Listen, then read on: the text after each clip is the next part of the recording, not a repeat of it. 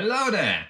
Have you ever wondered about comparing a cheap China-made product versus one that you made out of parts by yourself? Yeah, me neither, but yet we are both here. And so the objects we're going to be comparing today are lights, big lights, bigger lights, those that can light up the room and allow you to work in it. It probably doesn't make any sense at the moment, but just bear with me. Firstly, of course, let me introduce you to the contenders. The first one is a lamp that I made out of a scrap material. And the second lamp is a studio light that I bought from the internet. But why? Why am I doing this, you might be wondering? Well, let me tell you a short backstory. So my journey began a few months ago. As winter approached, Winter is coming. I was faced with a challenge. I needed a lamp that could illuminate dark corners and add brightness to dim areas, especially because I had a big project ahead. The project clearing out a space cluttered with trash and debris.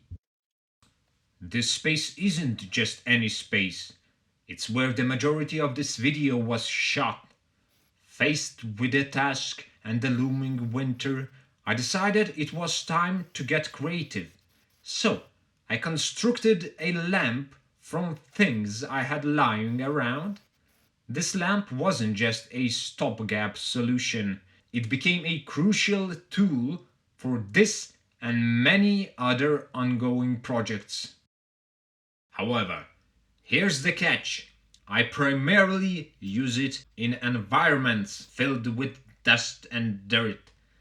And I will admit, I'm a bit too lazy to clean it every time I need it at home.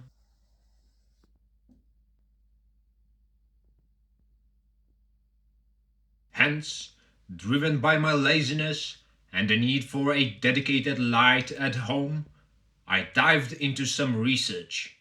And guess what?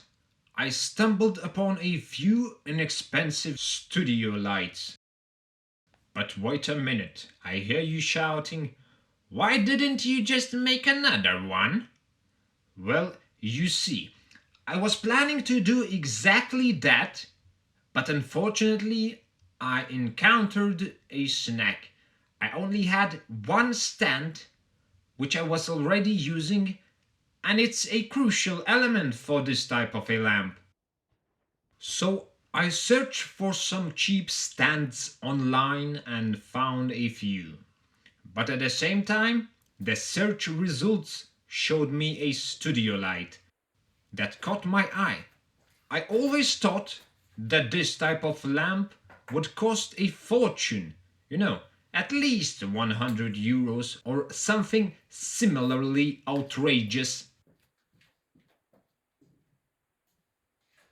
But after seeing one sold for just 27 euros, I sat there stunned for a minute or two. How is it possible for a studio lamp to cost so little? I wondered. For comparison, the lamp that I built cost me around 18 euros in raw materials, excluding a stand. Adding the stand, that's another 10 euros on top. So it would actually cost me more to produce a similar lamp than to buy one? What?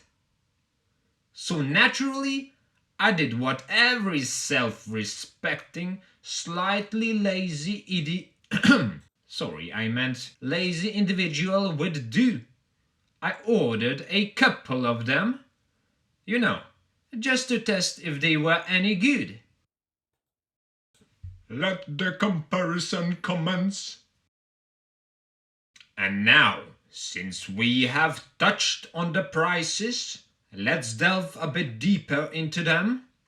To refresh our memories, constructing the first scrap lamp cost me 18 euros. To make a new one, I would need to buy a stand for an additional €10, bringing me to a total of €28 for the homemade solution. Now, let me show you what I paid for the studio lamps. I bought two generic studio lamps for a total of €54. When we do the math, each one cost me €27. Astonishingly, the purchased lamp costs less than making one myself. It's quite the conundrum, isn't it? How is it possible that buying a pre-made product is cheaper than crafting one from raw materials? Am I missing something here? Well, we haven't put them to the test yet. My homemade lamp might still outshine the purchased ones in performance. But before we get into testing, there's another critical aspect to consider: assembly time. As we all know, time is invaluable, so let's delve into that. When I first assembled the studio lights off camera, it took me around 10 minutes. Not bad, to be honest. Then I filmed myself doing it for a second time, and it only took 5 minutes. Here, you can see me breezing through that. An interesting point to note: during my first assembly of the studio lights, I didn't fully extend the stand. However, on the second try, it took me by surprise when it stretched up to 2 meters. I wasn't expecting that at all. For comparison, the stand I used for my scrap lamp extended only up to 1.2 meters. But let's not get sidetracked. The focus here is on the stand, similar to the one that came with the studio lamps, which is already included in our pricing analysis. If I were to make another lamp, I would use a stand akin to this one, so the stand height, at least at this point, doesn't matter. Let's get back to the studio lights. You see, recently I have even assembled them in 5 minutes or so. It now takes me roughly 2 to 3 minutes to assemble each studio lamp. It seems that I could even work at an assembly line. Nah, I'm just kidding, I won't do that. Moving on to the scrap-made lamp, assembly time wasn't too shabby. Though, I must confess, filming took up most of the time. I could do it much faster now. At least 2 to 3 times as fast. Oh, and did I mention, it only took me 3 hours to assemble this beauty. I listened to a podcast while making it, something you can't do while assembling the bot one, since it's too easy. So, it's like they say, what you lose on the swings, you gain on the roundabouts. Essentially, one experience neutralizes the other. And obviously, I have no horse in this race. You should definitely take my word for it. But wow, 3 hours, huh? Maybe I'm the one being fooled here. Alright, let's compose ourselves. We haven't even started comparing them head to head yet. On that note, let me introduce you to how I compared them. Now, at the heart of any lamp's purpose, the light it gives off. Normally, folk might use a luxometer or a light meter to measure this. But since I don't possess any one of those handy meters, I have rigged up something pretty clever. Check this out. A photovoltaic cell, better known as a solar cell, a multimeter, 2 wires with alligator clips, a stick, and some tape. First, I attached the solar cell to the stick so that when measuring I could hold it or attach it to something without interfering with the cell itself. For now, I will attach the stick to the transparent tape roll, so it would be easier for me to show the next steps. That is, connecting the wires to the multimeter to the corresponding locations for us to measure the voltage. And then we attach a red wire to the red wire coming out from the cell and the black wire to the black one. Yep, it's that simple. Now we just set the multimeter to measure DC voltage and we are good to go. And if you're asking what's a DC voltage? Well, that's direct current voltage, which is what our solar cell spits out when it catches light. Here's a simplified science bit. The light source, that's a lamp or a sun or any other object that shines, emits photons, or in other words, light particles. When they hit the solar cell, it produces voltage. The brighter the lamp is, the more photons it ejects, and that means more voltage showing up on our meter. So, in theory, the only thing that you should remember in this section is the higher the number, the better. In order to set our baseline, here are few examples of the sun shining on the mentioned contraption. As we can see, the cell produces around 0.4 volts on a sunny winter day in my room.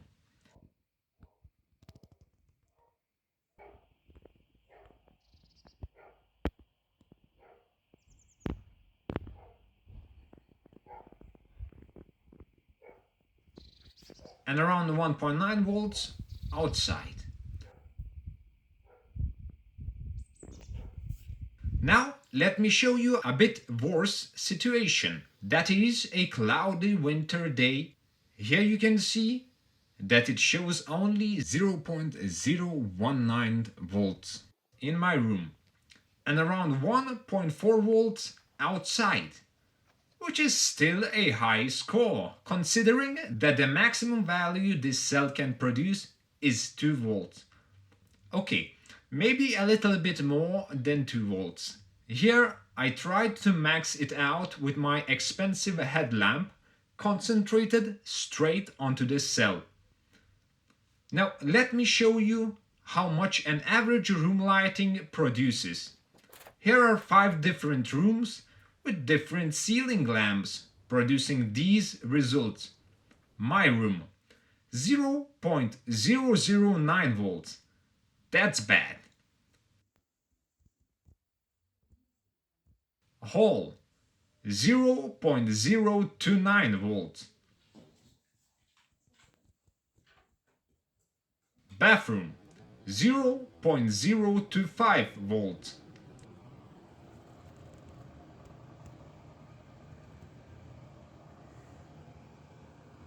Kitchen,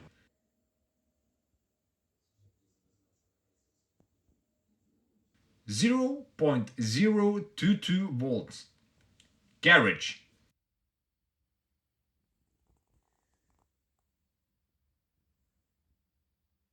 0.046 volts. The best one yet, at least when comparing the rooms. As you can see, these values are pretty low compared to the sun. Finally, let's measure the amount of light produced by our contenders. I made sure that both of the lights were exactly 2 meters away from the solar cell when measuring, and these are the results. The scrap lamp scores 0.023 volts, which is similar to the amount of light produced by an average room lighting system. And the studio light? Well, you see, I forgot to mention that this light is dimmable.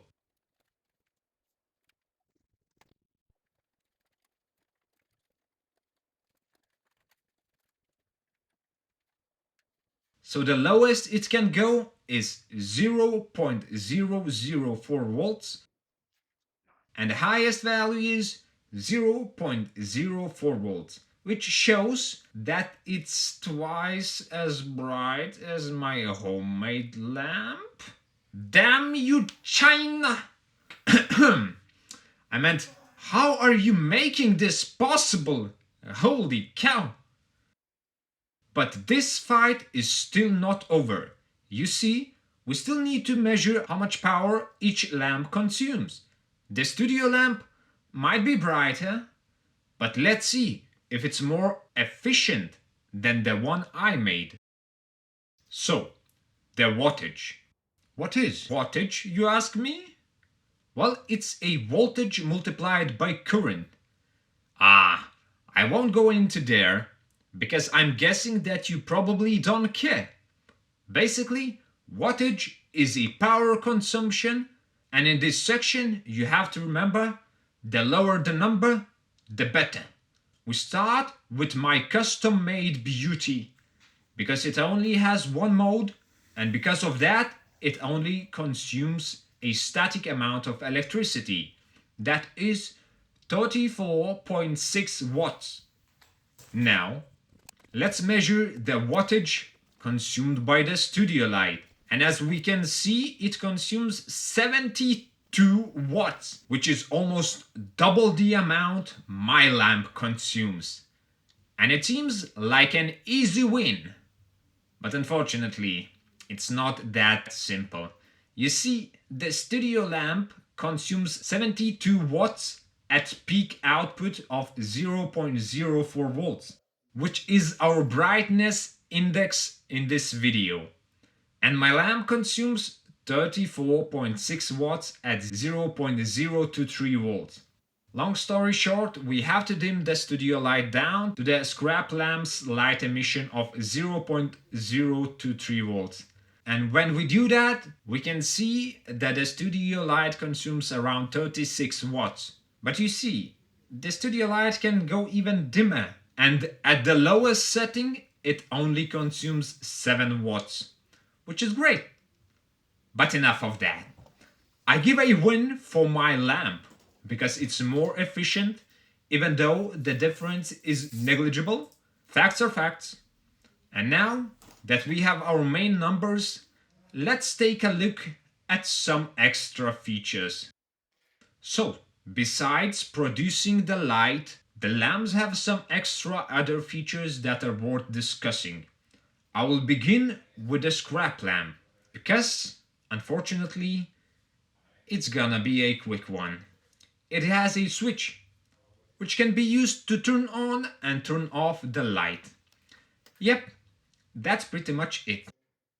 And now, let's talk about the cheap, generic studio light, which has a carrying bag, an easy to replace lamp, a light diffuser that softens the shadows, a tilt feature. There is a possibility to rotate the lamp 90 degrees. It has a night mode. It has 3 different white temperature colors. Between each, you can easily switch with a remote. Let me repeat that one. This cheap ass lamp comes with a remote. Are you kidding me? Like I don't even know what to say. Forget all the brightness and power consumption numbers. They don't matter, even though this lamp wins on all of them. You see, the remote control is a killer feature, and I just don't know how you can compete against that. Just look at me when I finally tried it out. Happiest dude. Look at me go.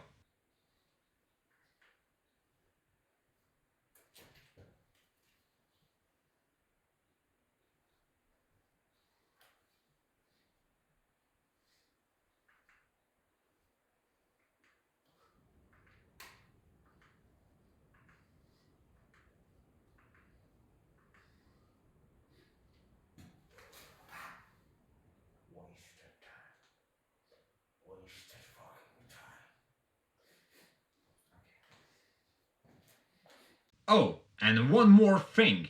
I wanted to show you a few cinematic shots so you could assess them for yourself.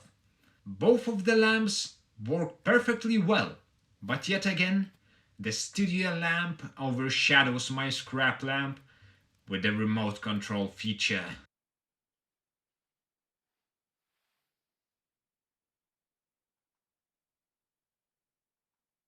And while I'm still showing you the cinematic shots, I wanted to conclude this video with the full comparison table. Here we can see that the scrap lamp has only one upside, and that is, it is just barely more power efficient than the online bought one. And of course, all the other points go straight to the studio lamp. What a surprise!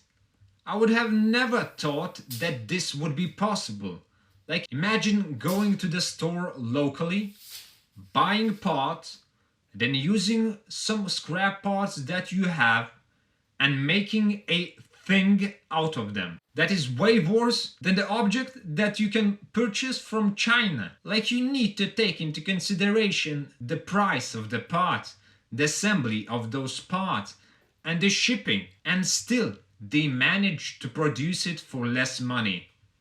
The world is broken, but I guess I should be happy, because I'm not gonna lie, it wasn't that fun making the lamp. I made it out of necessity, and now I can work on the projects that I really want to work on. By the way, you can find some links in the description if you're curious, and don't forget to like, share and subscribe. See ya!